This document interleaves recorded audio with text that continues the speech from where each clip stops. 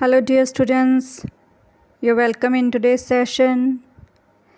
ਅੱਜ ਆਪਾਂ ਬੇਟਾ ਜਿਸ ਤਰ੍ਹਾਂ ਆਪਾਂ ਟੈਂਸ ਦੀ ਸੀਰੀਜ਼ ਸਟਾਰਟ ਕੀਤੀ ਸੀ ਉਸੇ ਤਰ੍ਹਾਂ ਆਪਾਂ ਵੌਇਸ ਦੀ ਸੀਰੀਜ਼ ਸਟਾਰਟ ਕਰਦੇ ਹਾਂ ਚੇਂਜ ਆਫ ਵੌਇਸ। ਇਹਦੇ ਵਿੱਚ ਆਪਾਂ ਸਾਰੇ ਟੈਂਸਸ ਦੀ ਵੌਇਸ ਜਿਹੜੀ ਚੇਂਜ ਹੁੰਦੀ ਹੈ ਕਿਸ ਤਰ੍ਹਾਂ ਹੁੰਦੀ ਹੈ ਪੰਜਾਬੀ ਤੇ ਇੰਗਲਿਸ਼ ਦੀ ਸਹਾਇਤਾ ਨਾਲ ਤੁਹਾਨੂੰ ਉਹ ਕਰਨੀ ਸਿਖਾਵਾਂਗੇ। ਧਿਆਨ ਨਾਲ ਦੇਖੋ ਤੁਸੀਂ। ਚੇਂਜ ਆਫ ਵੌਇਸ ਕੀ ਹੁੰਦੀ ਹੈ ਚੇਂਜ ਆਫ ਵੌਇਸ? ਇਹ ਆਪਾਂ ਨੂੰ ਪਤਾ ਕਿ ਦੋ ਤਰ੍ਹਾਂ ਦੀ ਵੌਇਸ ਹੁੰਦੀ ਹੈ ਐਕਟਿਵ ਐਂਡ ਪੈਸਿਵ। ਕੀ ਫ਼ਰਕ ਹੈ ਇਹਨਾਂ ਐਕਟਿਵ ਅਤੇ ਪੈਸਿਵ ਦੇ ਵਿੱਚ ਆਪਾਂ ਇਹ ਦੇਖਦੇ ਹਾਂ।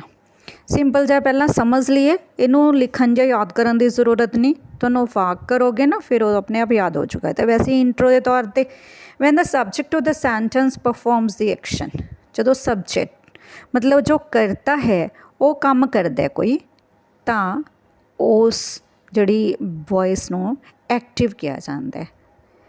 Above represents a person or thing as doing something.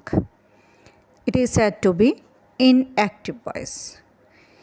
जिस तरह I do the work, मैं काम करता हाँ, मैं तो मैं कौन है सब्जेक्ट, तो मैं कौन है करता, करता खुद काम करे दिस एक्टिव, क्योंकि doer of the action is active.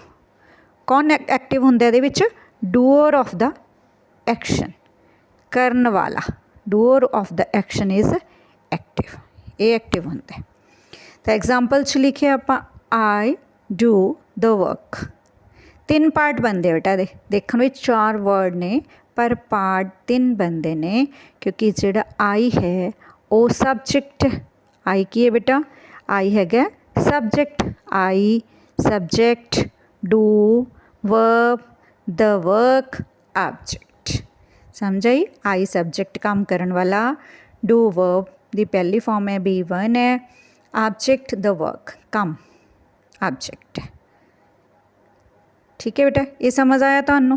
तो एक्टिव वॉइस किहड़ी है जिहदे विच काम करन वाला करता सबजैक्ट परसन थिंग खुद हुंदा है तो उसनूं असीं एक्टिव वॉइस कहने आ। हुण देखते हैं कि पैसिव वॉइस किसनूं कहंदे ने। When a verb represents a person or thing being acted upon, it is said to be in passive voice. जदों वर्ब रिप्रेजेंट करदी एक परसन दे उपर काम किया जाता है, doer of the action is not active. जदों डूअर ऑफ द एक्शन जिहड़ा हैगा वो नहीं एक्टिव हुंदा, डूअर ऑफ एक्टिव हुंदा वो की हुंदा पैसिव। नाम भी इहदा की बन गया passive voice. Action is more important than doer. Action जिहड़ी है वो ज़्यादा इंपोर्टेंट हुंदी है डूअर दे नालों, काम करन वाले नालों, सबजैक्ट नालों काम ज़्यादा एक्टिव हो जाता है। एग्जाम्पल अगर देखिए आप वर्क इज़ डन बाय मी, तुहानूं याद होएगा बच्चों पिछले वाक दे विच की देखिया सी आपां आई डू द वर्क। मैं इसे नूं पैसिव बनाया, ऑब्जेक्ट बन गया सबजैक्ट, सबजैक्ट बन गया ऑब्जेक्ट तो वर्ब जिहड़ी है B3 च चेंज हो जाती है। देखो ध्यान नाल, वर्क इज़ डन बाय मी, सब तो पहला आपां जिहड़ा ऑब्जेक्ट सीगा उस नूं लिया, ऑब्जेक्ट सबजैक्ट बन गया, वर्ब विच वी वर्ब जिन्होंने आप हैल्पिंग वर्ब कहने ऐड होगी। फिर उस तो बाद B3 डू दी 3 बन गई डन, बाय प्रपोजिशन लगती है, कुछ कुछ अलग होर भी लग जाती है मोस्टली बाय। तो मी जिहड़ा आई द बन के वो सबजैक्ट सी मी बन गया। समझ आई बेटा तुहानूं ये चीज़? देखो work object is helping verb done V3 by preposition, by की है बेटा ये प्रपोजिशन है, बाय प्रपोजिशन, प्रपोजिशन ते मी सबजैक्ट। अंडरस्टूड? हाँ आप अगे चलिए हुण। हाँ जी, तो एक्टिव वॉइस दे विच की हुंदा है सबजैक्ट वर्ब, सबजैक्ट वर्ब ते ऑब्जेक्ट SVO, SVO। तो उस तो पैसिव दे विच जिहड़ा ऑब्जेक्ट है ये मूहरे आ जाता है ऑब्जेक्ट, फिर बी वर्ब जिन्हों आप की कहने हैल्पिंग वर्ब, फिर V3 आ जी वर्ब की फर्स्ट या सैकेंड फॉर्म है तो फर्स्ट दिखाई सी मैं, जे सैकेंड भी है तो की बन जाएगी V3 third form of the verb past participle. तो बाय मोस्टली प्रपोजिशन में तुहानूं भी पहला भी दस्सिया तो सबजैक्ट के OV एस 2 पार्ट एडिशंस हो गए विच। Change in pronouns when they change positions. Pronoun किस तरह चेंज होंगे ने जो पोजिशन चेंज होंदियां ने। आई द मी बन जाते, आई द मी, वी द us, you the you, he the him, she the her, they the them, it the it। I the me, we the us बन जाते, you ही रहंदा, he the him बन जाते, she the her, they the them, it the it रहंदा। जिवें उपर तुहानूं जो एग्जाम्पल मैं दिखाई सी ਉਹ 'ਚ आई द मी बन गया सी।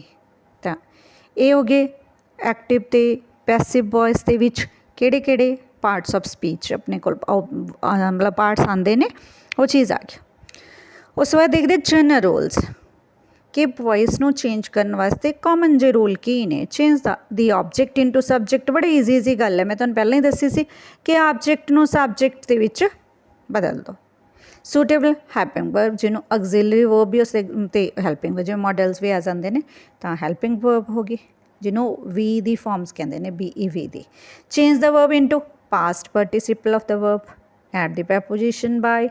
Change the subject into object, देखो सारा सीरियल ऑर्डर चल जूगा। देखो सबजैक्ट से जोड़ा ऑब्जेक्ट बन गया, फिर की आ गया एच बी आ गई हैल्पिंग वर्ब, फिर की आ गया B3 आ गया, फिर की आ गया बाय आ गया, फिर की आ गया साडा सबजैक्ट जोड़ा पिछे जाके हुण ऑब्जेक्ट बन जाऊगा। ऑब्जेक्ट पहला आ गया, object helping verb V3 by subject, that's all. इन्ना के काम है कि किस तरह आप चेंज करने। देखते हैं कुछ एग्जाम्पल्स हुण।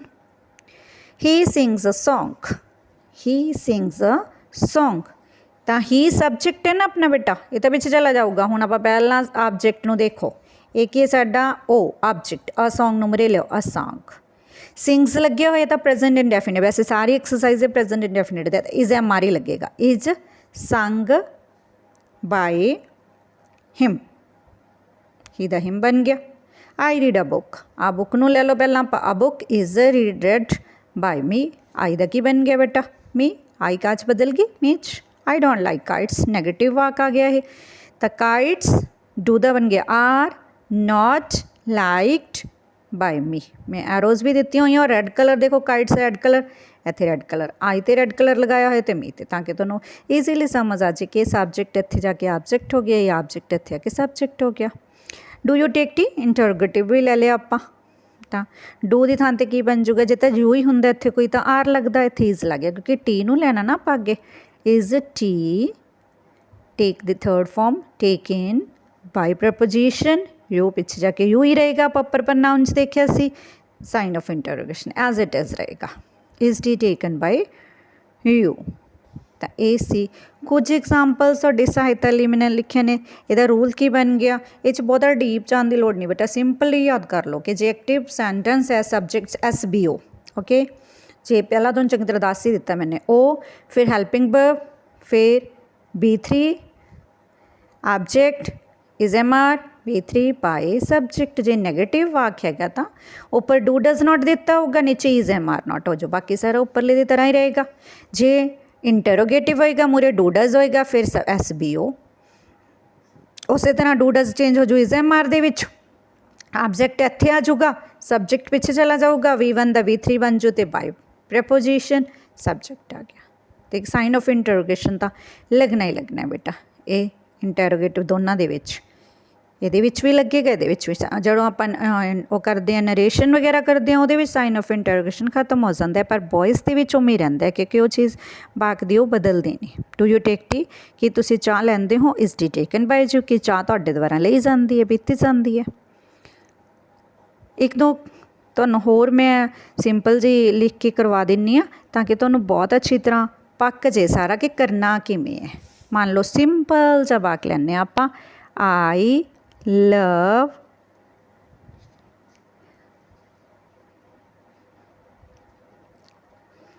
I love him. देखो आ एस है, V1 है, हिम ओ है ऑब्जेक्ट। हिम दा आपां अगे की बनावांगे ही बेटा, तुहानूं दस्सिया सी ही हिम च तां इसे तरह वाइस वर्सा एरो दिता ने मैंने दोनों पासे चेंज होंदे।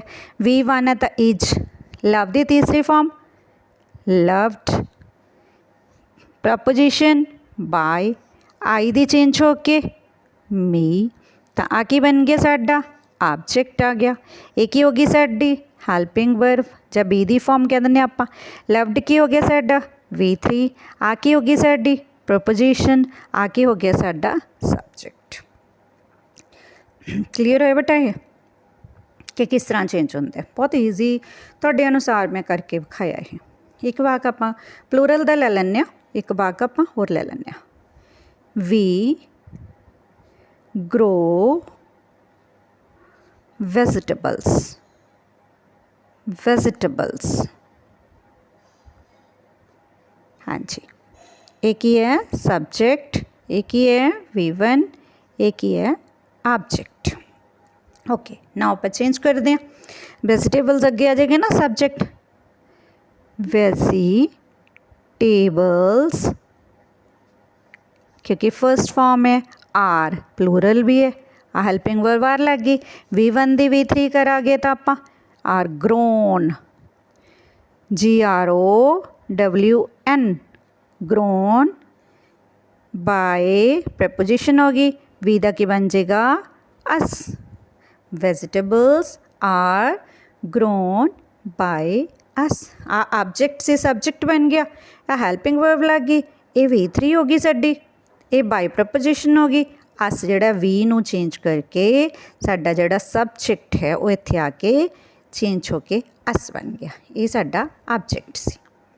Is it clear? हाँ जी, जदों आपां चेंज करना है तो देखो object is changes into subject, subject is changes into object, helping verb is added, V1 is changes into V3, and we write preposition by in most of the cases. That's all when we want to change active into passive.